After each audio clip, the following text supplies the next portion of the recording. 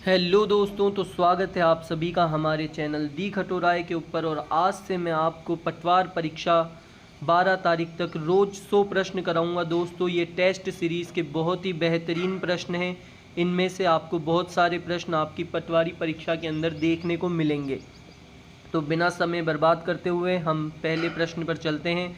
निम्नलिखित में से कौन सा चित्तौड़गढ़ दुर्ग में स्थित नहीं है? तो दोस्तों, इसका उत्तर है मोती महल। इसके बाद है अजमेर नगर की स्थापना से पहले अजमेर के चौहानों की राजधानी कौन सी थी? तो दोस्तों, इसका उत्तर है सांभर ए। इसके बाद तीसरा प्रश्न है निम्न में से कौन सा त्यौहार श्रावण के महीने में नहीं आता है? दोस्तों, इसका उत्तर है जन्माष्टमी।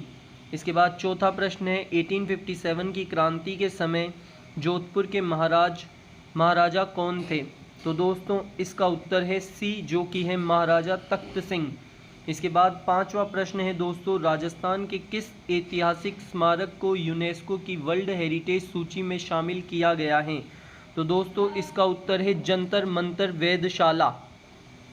इसके बाद अगला प्रश्न है लांगूरिया राजस्थान के किस मेले से संबंधित हैं? तो दोस्तों, इसका उत्तर है डी, जो कि है केला देवी मेला।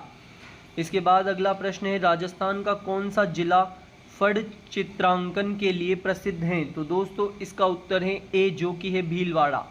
इसके बाद आठवां प्रश्न है दिलवाड़ा मंदिरों के समूह में कितने मंदिर हैं? तो दोस्तों, इसका उत्तर है बी, जो कि है 5। इसके बाद अगला प्रश्न है जयपुर नगर की स्थापना के समय वहां का प्रमुख वास्तुकार एवं नगर नियोजक कौन था?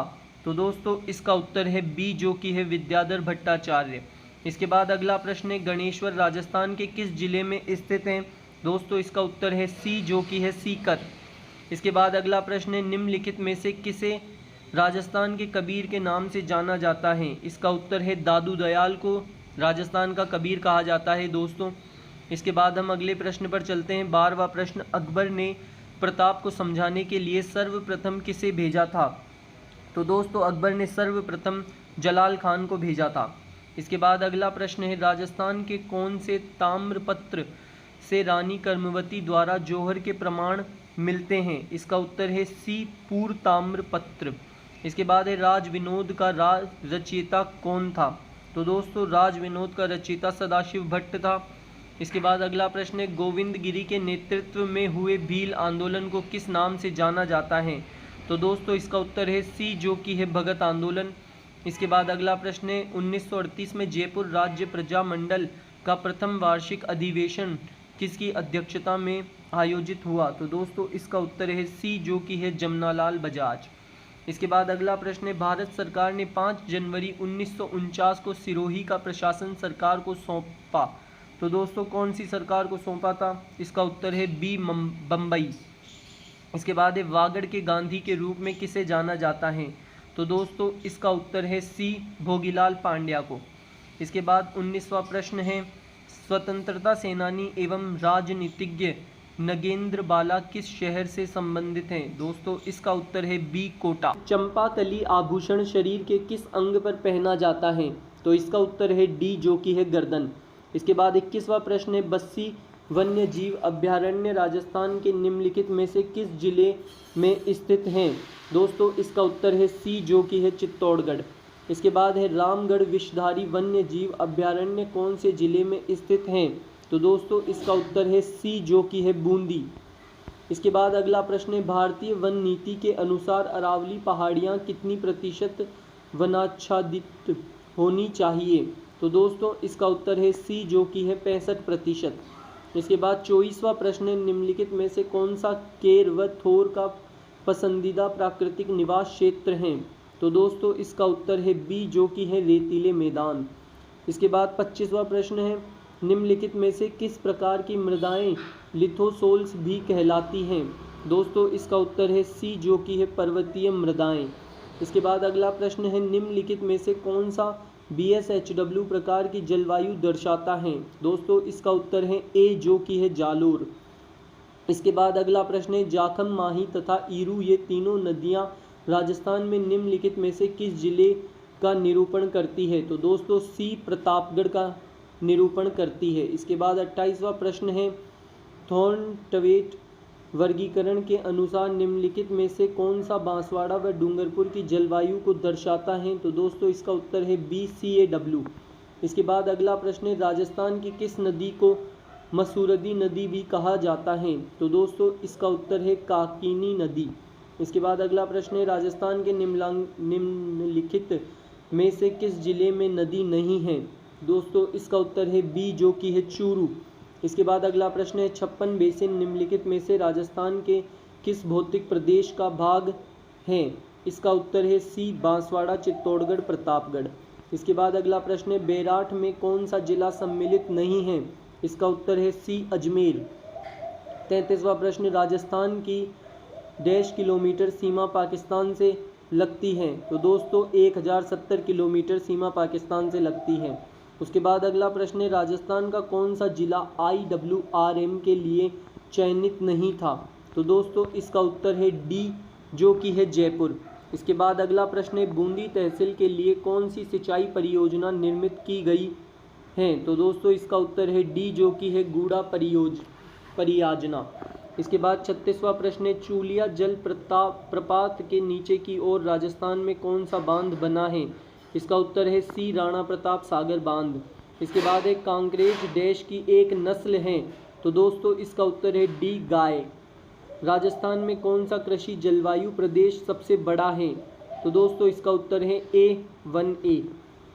इसके बाद अगला प्रश्न है, निम्नलिखित में से कौन सी pH पराशारीय मृदा की सूचक है?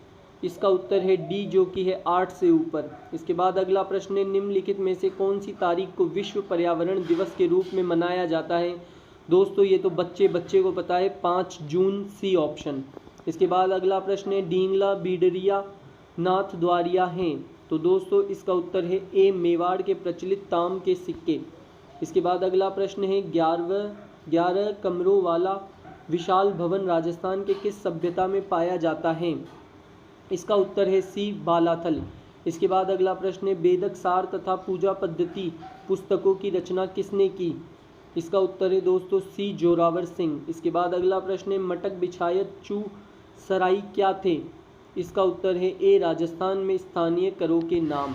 इसके बाद अगला प्रश्न है, बच्छावतों, रामपरिया, गुलेच्छा, सेठिया की हवेलियां राजस्थान में कहाँ हैं? तो दोस्तों इसका उत्तर है बी, सीकर। नहीं दोस्तों, इसका उत्तर है बीकानेर। इसके बाद हम अगले प्रश्न पर चलते हैं, राजस्थान में भूमिज शैली का सबसे पुराना मंदिर है? इसका उत्तर है ए, पाली जिले का सेवाड़ी जैन मंदिर। इसके बाद अगला प्रश्न है, संत जसनाथ जी के बारे में कौन सा कथन सही नहीं है? तो दोस्तों इसके अंदर बी, कतरी यासर में इन्होंने 12 वर्ष तक साधना की, ये गलत है। इसके बाद अगला प्रश्न है, श्रावक प्रतिक्रमण सूत्र चूर्णी नामक चित्रित ग्रंथ राजस्थान की किस शैली में है? इसका उत्तर है बी, जो कि है मेवाड़। इसके बाद अगला प्रश्न है, कौन सा कूट सुमेलित नहीं है? तो दोस्तों इसमें गलत वाला बताना है, इसका उत्तर डी है, सोमनाथ सुजान चरित्र। ये गलत है, सोमनाथ ने सुजान चरित्र को नहीं लिखा। इसके बाद अगला प्रश्न है, जल झूलनी एकादशी त्यौहार राजस्थान में कब मनाया जाता है? तो दोस्तों इसका उत्तर है सी, भाद्रपद शुक्ल एकादशी। इसके बाद अगला प्रश्न है, वर्ष 1828 से स्थापित ब्रह्म समाज के संस्थापक कौन थे? डी, राजाराम मोहन रॉय। इसके बाद अगला प्रश्न है, गणेश महोत्सव का प्रारंभ किसने किया था? तो दोस्तों इसका उत्तर है बाल गंगाधर तिलक ने, बी ऑप्शन। इसके बाद अगला प्रश्न है दोस्तों, बंगाल में सामाजिक धार्मिक अग्रणी आत्मीय सभा की शुरुआत किसने की थी? दोस्तों इसका उत्तर है सी, जो कि है राजाराम मोहन रॉय। इसके बाद अगला प्रश्न है दोस्तों, निम्नलिखित में से कौन भारत में सामाजिक और धार्मिक सुधार में सक्रियता से नहीं जुड़े थे? इसका उत्तर है डी, जो कि है भारतेंदु हरिश्चंद्र।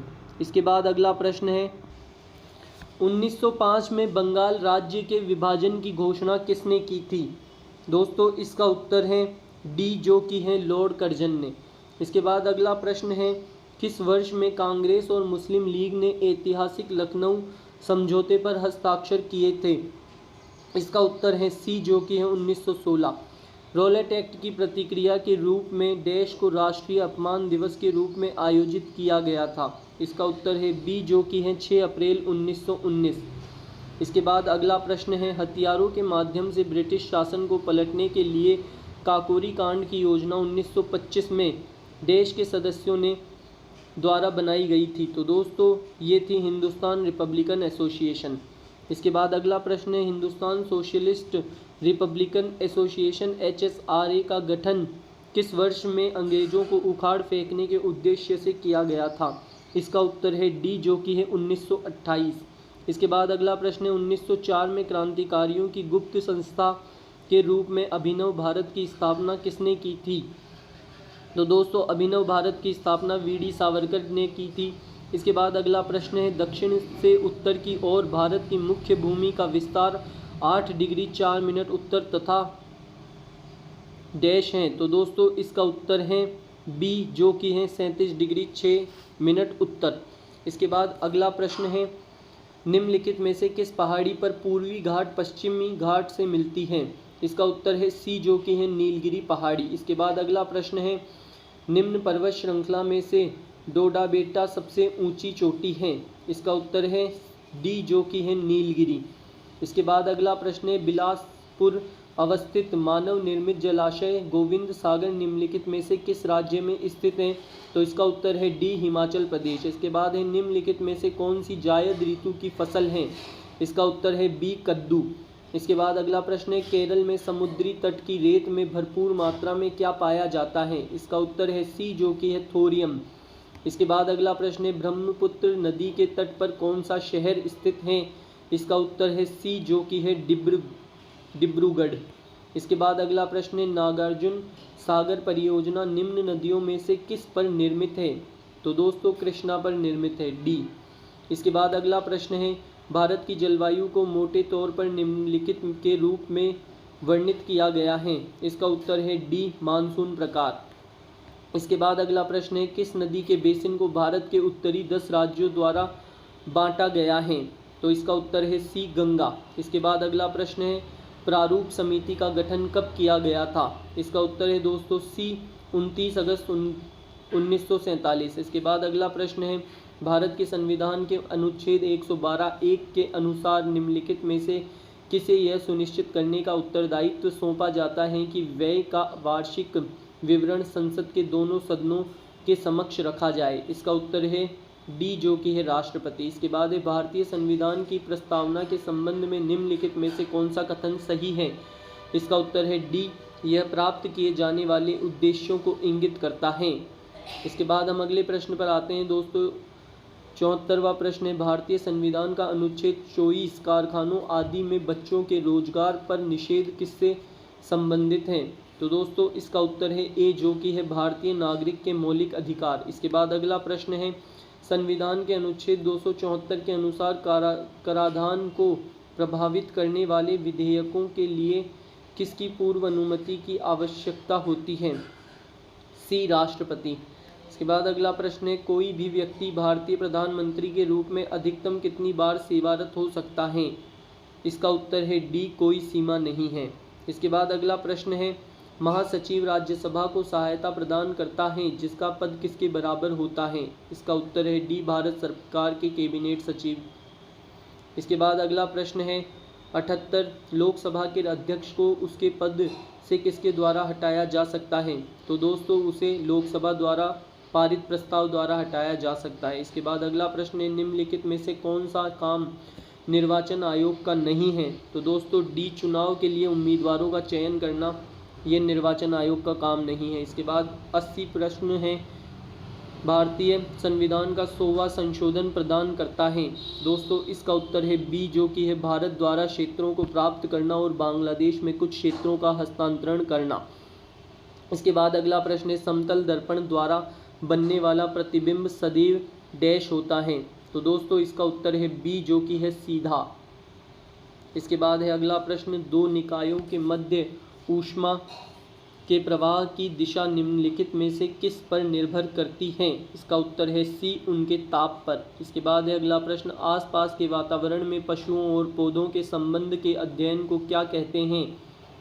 इसका उत्तर है ए, जो कि है पारिस्थितिक विज्ञान। इसके बाद अगला प्रश्न है, निम्नलिखित खाद्य श्रृंखला में एक्स की संभावित कड़ी को पहचानिए। घास, कीट, मेंढक, एक्स, गरुड़। तो दोस्तों इसका उत्तर है डी, जो कि है सांप। इसके बाद अगला प्रश्न है, बेसल प्रोटोकॉल निम्नलिखित में से किससे संबंधित है? तो इसका उत्तर है दोस्तों डी, खतरनाक अपशिष्ट पदार्थों के सीमापार स्थानांतरण से। इसके बाद अगला प्रश्न है, इनमें से कौन सा रासायनिक परिवर्तन नहीं है? तो दोस्तों बी, पानी को भाप में परिवर्तित करना, ये रासायनिक परिवर्तन नहीं है। इसके बाद अगला प्रश्न है, जब हम प्याज काटते हैं तो सिंथेज एंजाइम प्याज के अमीनो एसिड सल्फोसाइड को किस एसिड में परिवर्तित करता है? तो दोस्तों इसका उत्तर है ए, जो कि है सल्फेनिक एसिड। इसके बाद अगला 90th क्वेश्चन है, मानव शरीर में पानी की कमी के कारण डैश हो सकता है? तो इसका उत्तर है डिहाइड्रेशन। इसके बाद अगला प्रश्न है दोस्तों, 91 उत्पादक क्षमता बढ़ाने वाले व्यय किस प्रकार के व्यय के उदाहरण हैं? तो दोस्तों इसका उत्तर है सी, जो कि है निवेश व्यय। इसके बाद अगला प्रश्न है, भारतीय मुद्रा का नया प्रतीक चिन्ह किसने डिजाइन किया था? तो दोस्तों इसका उत्तर है सी, जो कि है उदय कुमार। इसके बाद अगला प्रश्न है, पीएमजीवाई का पूर्ण रूप क्या है? तो इसका उत्तर है बी, जो कि है प्रधानमंत्री ग्रामोदय योजना। इसके बाद अगला प्रश्न है, एआरडीसी नाबार्ड की एक शाखा है, एआरडीसी का पूरा रूप क्या है? तो दोस्तों इसका उत्तर है डी, कृषि पुनर्वित्त और विकास निगम। इसके बाद अगला प्रश्न है, ऐसी स्थिति जिसमें सरकार का व्यय उसके राजस्व से अधिक हो जाता है वो क्या कहलाती है? इसका उत्तर है डी, वित्त की कमी। इसके बाद अगला प्रश्न है, एक कंप्यूटर में सभी अंक गणितीय तथा तार्किक परिचालन डैश द्वारा किया जाता है? दोस्तों इसका उत्तर है ए, ALU।